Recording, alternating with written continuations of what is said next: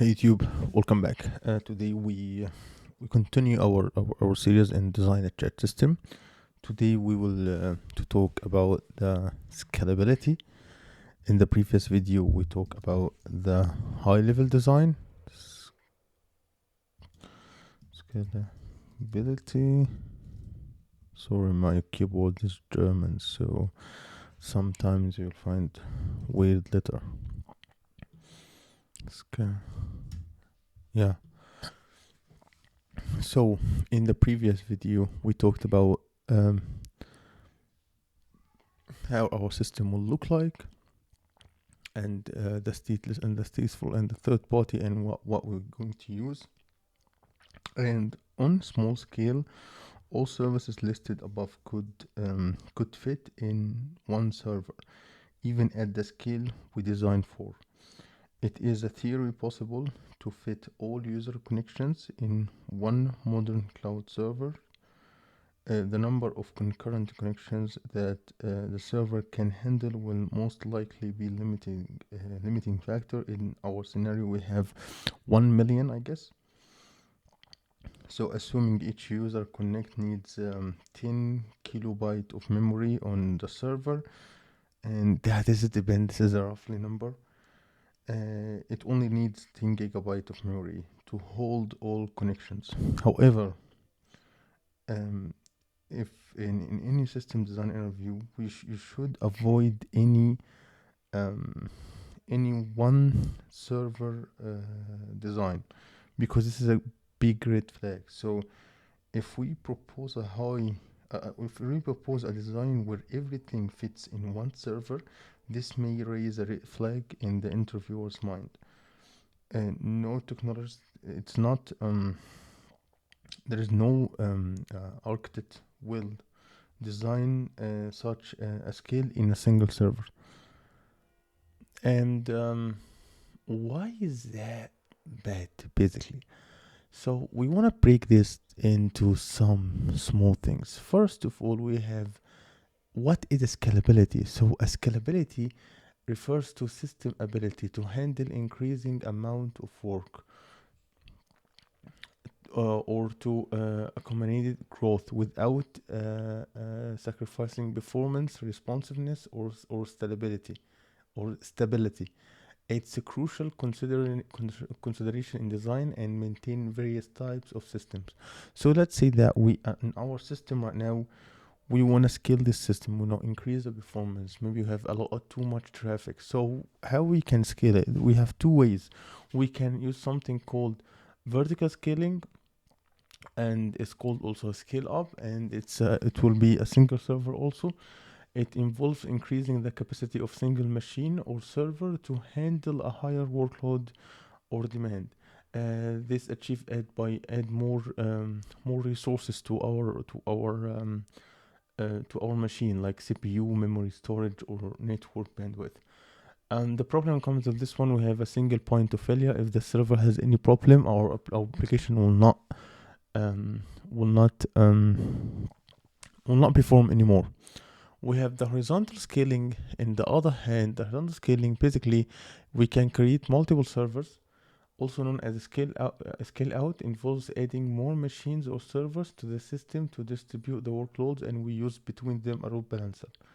This approach aims to increase the overall system capacity by having multiple instances of the application or service working in a parallel. Horizontal scalability is a key concept in modern distributed system and cloud computing. So most of the time, horizontal scaling is what we will go to when we design a system. Most of the time, other if your interviewer tell you other than that, okay, that's good. So let's just try to think about how we can design our system to make it scalable. So we will have the user again. Okay. The user will will connect with the load balancer.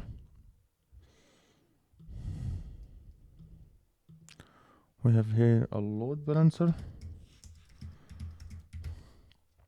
and let me just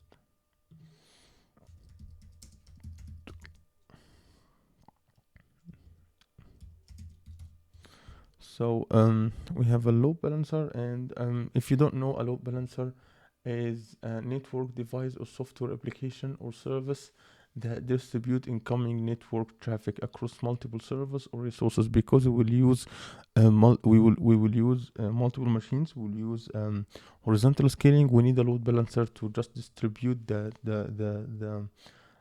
traffic across all these servers or resources that we have, and its primary purpose is to ensure that no single server becomes overwhelmed with too much traffic, thereby the overall performance, availability, and reliability of the system it's not affected. So it has the user will connect it with a load balancer. The load balancer will distribute the work across API servers,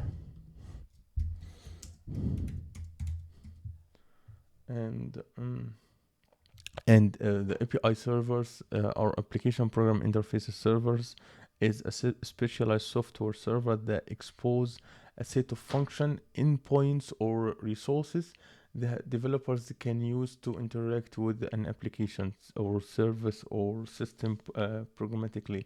API servers enable different software components or systems to communicate with each other over a network, allowing them to exchange data and perform actions seamlessly. Um, the the API servers will connect also with the third-party notification service. Notification service. Also, the API service will connect with the database. We will call it a key value store. And let's make it dot. I want to make it dot one.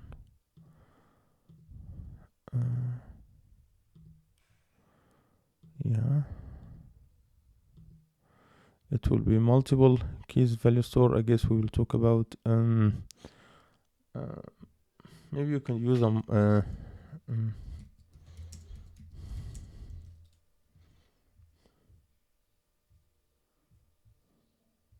maybe you can use a master slave, like we have here a key value store, and maybe you have maybe multiple stores that we're using with them to use a key value store, a master slave based architecture. So if you don't know what is a master slave database architecture is design pattern used to manage databases, especially in scenarios where high availability, scalability, and data redundancy are crucial. In this architecture, one database server acts as a master, handling write operations, inserts, updates, deletes, while one or more other servers acts as slaves, primarily serving read operations. We have the master database. The master database, we have maybe like three concepts. The master database, and the master database is the database server is responsible for handling write operation. Any change to database data occur on the master slave first. It ensures the data consistency and integrity by maintaining the primary copy of the data. The master server replicates its changes to the slave servers to keep them up to date. We have the second is the slave database. The slave database servers replicate data from the master server. The primary handle read operations such as select queries, for example, reporting and data retrieving. Since they are not handling write operations, servers can be optimized to read heavy workloads, improving read performance. We have the third thing is the data replication. Replication is the process of copying data changes from the master to the slave database. There are different replication methods, including asynchronous replications, where slave updates lag behind the master, and synchronous application where the slave are kept nearly in sync with the master. The benefits from having the master slave database: we have high availability, we have good scalability, we have a backup and recovery, we can use it with load balancing, and it's also good with maintaining geographic distribution. It's well known design, architecture design in systems. So also the navigation system will connect with the database also. Um, the user also. Oh, wait a minute. I guess Miro had a problem. I had to reload. I can't.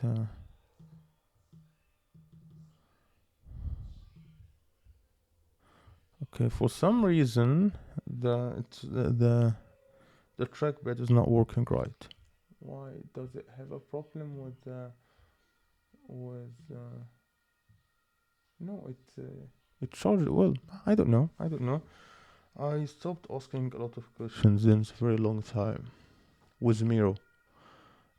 We have another important section, which will be the please white,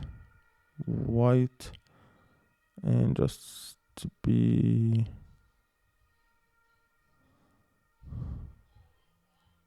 okay. We will have the real time.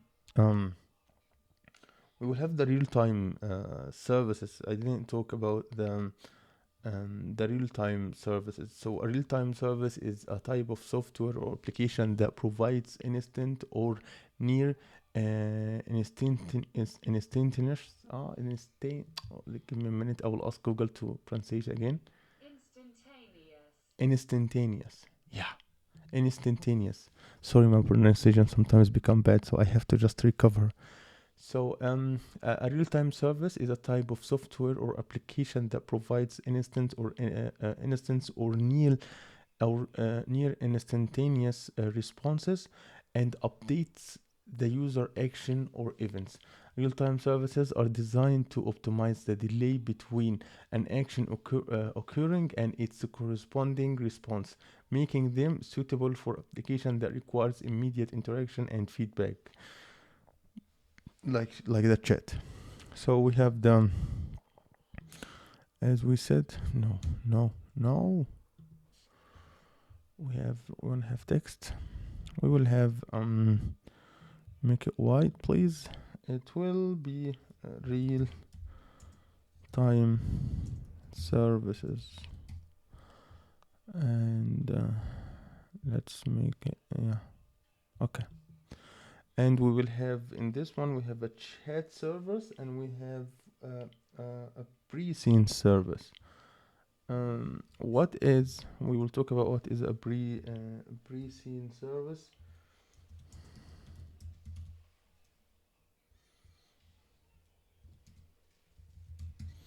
So we have a chat service. Let's just add let's just try to give me a minute, because I want to make it better. We will have here first of all, I want to make it white, and I don't want to talk about this one again. And let's just make it small and wide.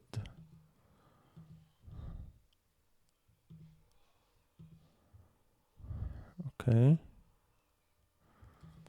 So this one will be the chat. The chat servers or servers. Let's call it chat servers. And let's copy that, and let's just copy. What is this? No. I want to copy this one. Yeah, thank you. And this one will be the pre-scene. Pre-scenes. So, if you don't know what is a pre-scene service, a pre-scene server is a component in communications or messaging system that handles and manages information about the online or pre-scene status of user. It's commonly used in instant messaging, chat applications, maybe collaboration tools like Slack and Teams, stuff like that. So it's just to know if what are your status. Did you see this message? Are you online or not online? Stuff like that. So The chat also will connect with the API servers. Make it white, and I want to make it like that. And also we will connect it. We will connect with the database. And also I guess it will yeah, both of them. Yeah, that's it. So let's just try to make a small recap of what we have done here. So a chat server's facilities message sending and receiving. Okay, this one. The pre-send servers, managing online offline status, as we said before. API servers handling everything, including user login, sign up, and change profile, etc. We have the notification server, servers, and send push notifications, maybe email, maybe also we can send like SMS messages. It depends on what the application needs. We have finally we have the key value store. The key value store is used to store the chat history when an offline or user comes online. She or he will see all his or her previous chat history. So yeah, that's it about scalability and how we handle it. Sorry, we need to just also send and I need to delete this, and let's create another one. I guess it looks better this way. Yeah. Okay, so yeah, that's it for this video. I hope my description was quite good. If you like my content, make sure to subscribe and hit the notification bell so you'll never miss a video. And see you in future problems.